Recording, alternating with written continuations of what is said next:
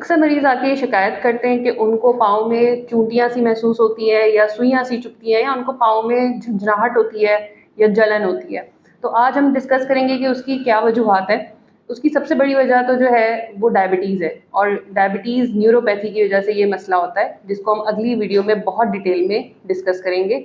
इसके अलावा और कौन-कौन सी वजूहात हो सकती हैं, तो उनमें ज़हनी दबाव या आसाब का दबाव भी हो सकता है। कुछ लोगों को शियाटिका का पेन होता है, एक नर्व है जो कि दब जाती है समटाइम्स और उसकी वजह से ये पाँव में चूंटियाँ सी या झंझनाहट होती है।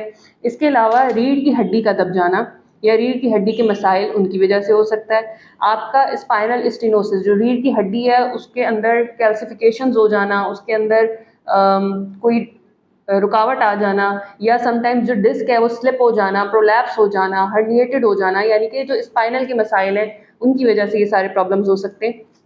कुछ लोगों को जब स्ट्रेस होता है, डिप्रेशन होता है, उनको पैनिक अटैक्स होते हैं, तो उस वजह से ये प्रॉब्लम हो सकता है। इसके अलावा कुछ खतरनाक बीमारियों की निशानदही भी ये कर सकती है, जैसे कि मल्टीपल स्क्लेरोसिस वगैरह या समटाइम्स स्ट्रोक से पहले यानी कि फालिज से पहले ये आपके हाथ पाँव सुन्न हो सकते हैं या उनमें झंझनाहट हो सकती है और ये उसकी निशानदेही हो सकती है। कुछ मेडिसिन होती हैं, कुछ एंटीबायोटिक्स हो सकती हैं जिनके ये साइड इफ़ेक्ट्स हो सकते हैं।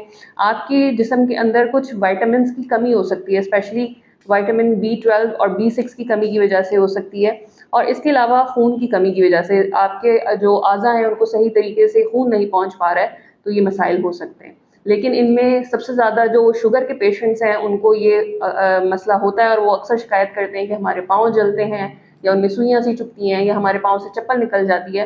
तो इंशाल्लाह नेक्स्ट वीडियो में हम डायबिटिक न्यूरोपैथी को बहुत डिटेल से डिस्कस करेंगे।